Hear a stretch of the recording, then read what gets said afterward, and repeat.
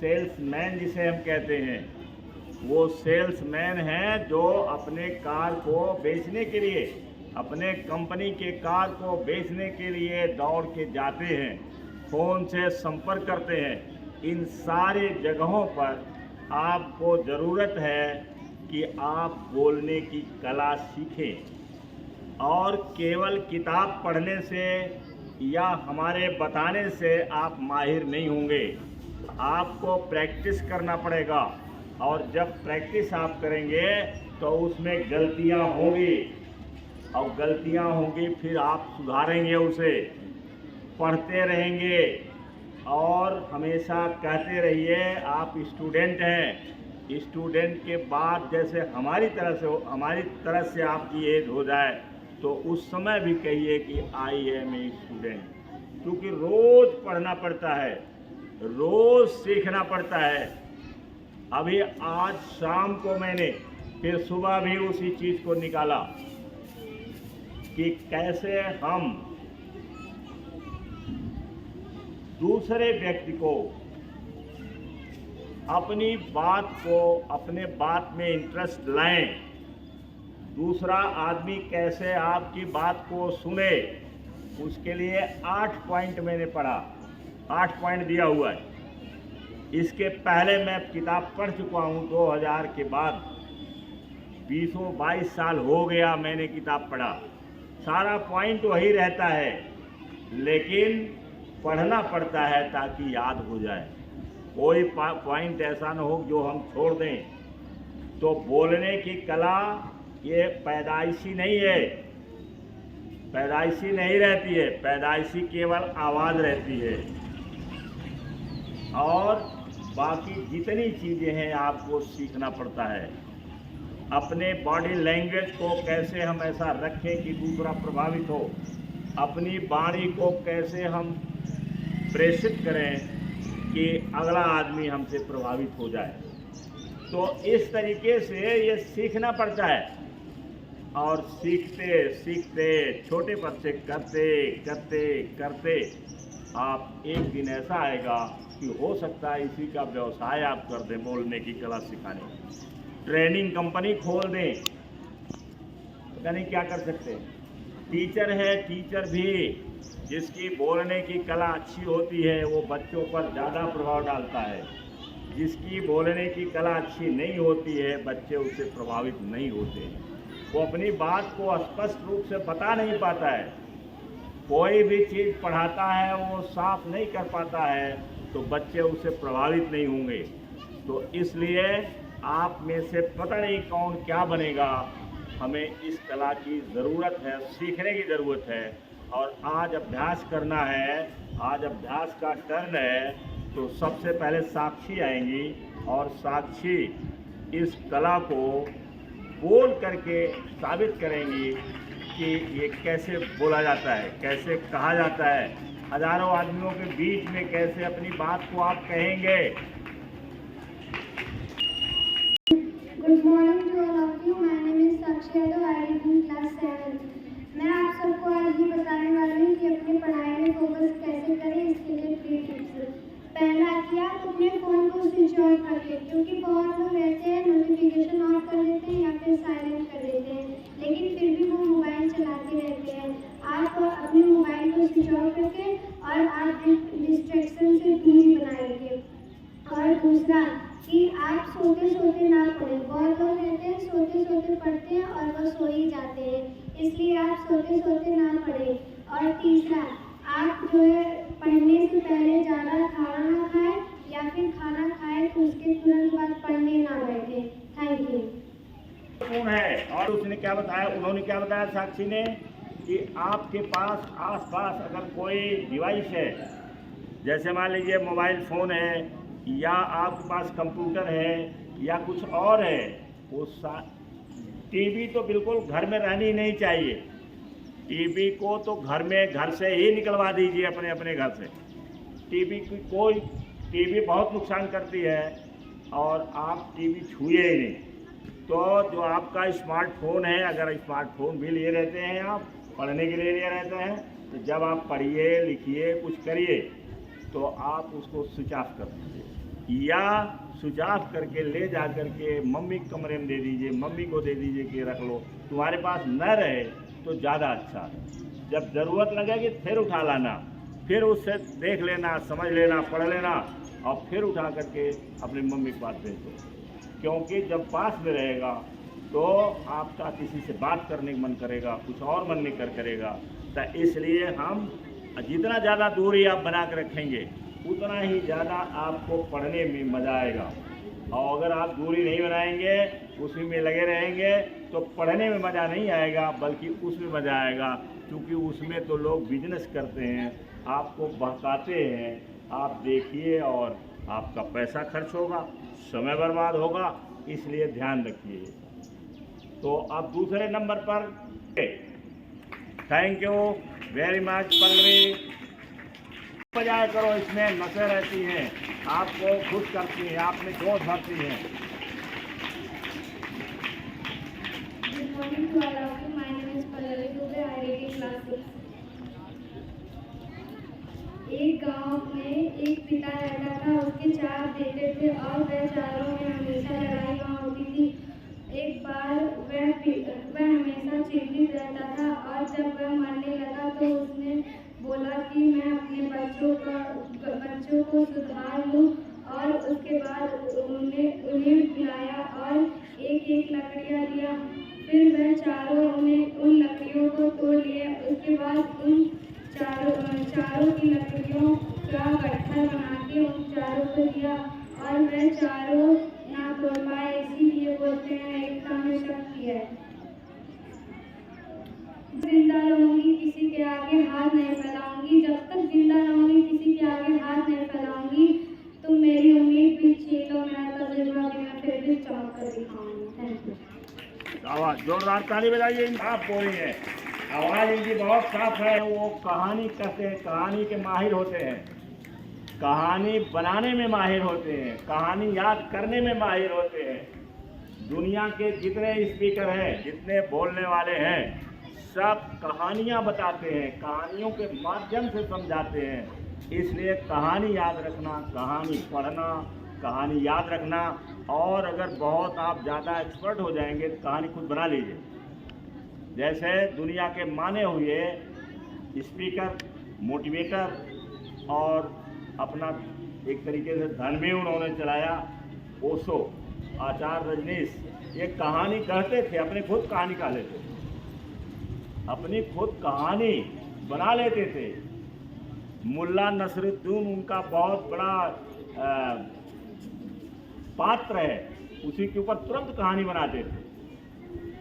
तो इसलिए कहानी बनाना, कहानी पढ़ना, कहानी को समझना और अपने स्पीकिंग में कहानी बता करके समझाना, ये बहुत ज़्यादा महत्वपूर्ण है। और चुपचाप बैठे हो जो और क्या हो।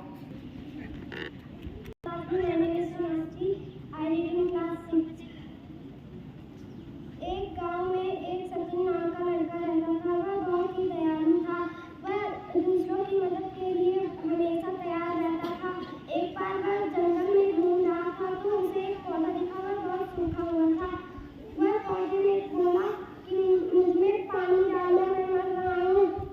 उस सचिन ने अपने गले में कलसी बांधकर उसको पानी दिया और वह रोज पानी देने लगा। वह पौधा फिर से हरा गया और मजबूत हो गया।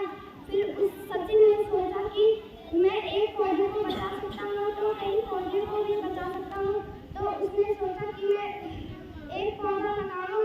फिर उसने एक पौधा लगाया, उसे रोज पानी दिया। फिर वह पौधा बड़ा हो गया। फिर उसने फिर दूसरा पौधा लगाया, फिर तीसरा पौधा लगाया। इससे वह पूरा एक बार राजकुमार जा रहा था तो उसने उसे देखा और उसे बोला कि तुम इस जंगल के रक्षक बन जाओ। तो वह फिर भी पौधा लगाता रहा और उसे गांव वाले पेड़ लगाने वाला लड़का कहने लगे। शिक्षा छोटी छोटी चीजों से बड़ा बदलाव आता है। शाबाश। छोटी छोटी चीज़ों से बहुत बड़ा बदलाव आता है। और जितने में बरगद का पेड़ होता है, बरगद का पेड़ जो हम लोगों के यहाँ बहुत विशाल होता है और बड़ा लंबा चलता है, कई पुष्ट तक वो जिंदा रहता है। बरगद का पेड़, हाथ पर ऐसे पकड़ोगे नहीं पकड़ पाओगे, लेकिन वही छोटा सा बीज बहुत बड़ा पेड़ बन जाता है। ये छोटी बात है, ऐसा नहीं है, छोटी बड़ी बन जाती है। चलो गुड मॉर्निंग। जय आ जाओ, जय आ जाओ, दौड़ जाओ। एक बार एक कौवे को कहीं से एक रोटी का टुकड़ा मिल गया। वह उसे अपनी चोंच में दबाकर पेड़ के एक डाल पर जाकर बैठ गया और उसे खाने के लिए तैयार हुआ, तभी वहां से एक लोमड़ी आ गई। वह लोमड़ी ने कौवे की चोंच में रोटी का टुकड़ा देखा और उसे पाने की उपाय खोजने लगी। तभी वह उससे से बोली कि कौवे, तुम्हारी आवाज़ बहुत मधुर है। मैंने तुम्हारा गाना बहुत दिन से नहीं सुना। तुम मुझे एक प्यारा सा गाना गुनगुनाओ। तुम एक मुझे प्यारा सा गाना सुना दो। तब कौवा सोच रहा था कि अगर उसने गाना सुनाने के लिए अपना मुंह खोला तो उसके मुंह की रोटी गिर जाएगी।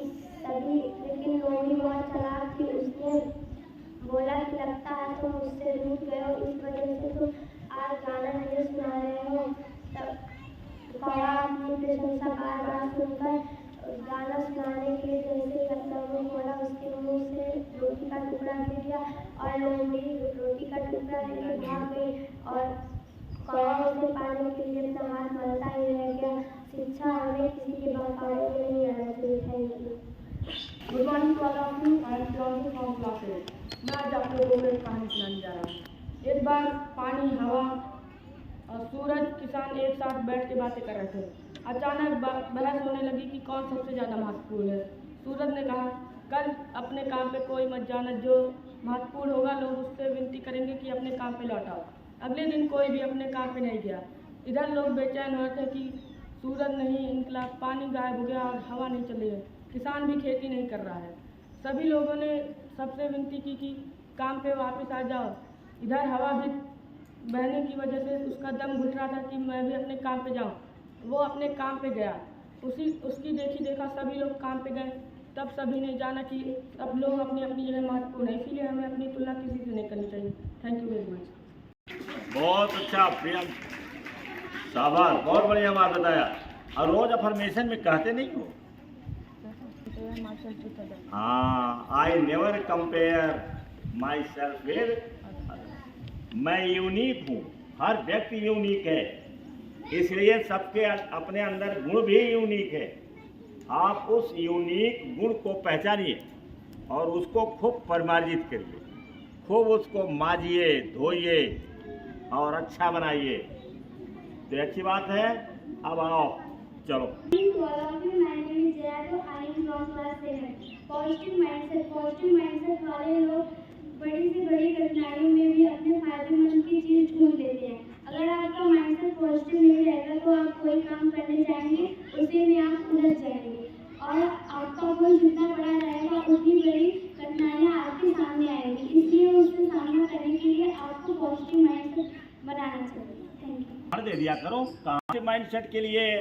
एक बार डॉक्टर विंसेंट पील अपनी किताब में लिखे हैं कि मैं कनाडा में जा रहा था, तो लड़का जो जिस थ्री व्हीलर पर बैठे हो वो लड़का इंजीनियर था, मतलब इंजीनियरिंग कर रखा, इंजीनियरिंग की डिग्री लिया था और गाड़ी चलाते हुए वो रो रहा था, शिकायत कर रहा था कि मैं इंजीनियर हूँ, मुझे नौकरी नहीं मिली, ये नहीं मिला, वो नहीं मिला। तो डॉक्टर विंसेंट पील चूँकि इसी की शिक्षा ही देते थे, वो घूम घूम करके अनेक यूरोप के सारे देशों में जाते, ऑस्ट्रेलिया में जाते थे, न्यूजीलैंड में जाते थे, रहने वाले अमेरिका के थे, भारत में नहीं आते हैं। भारत में लोग जो इतना खर्चा नहीं दे पाते।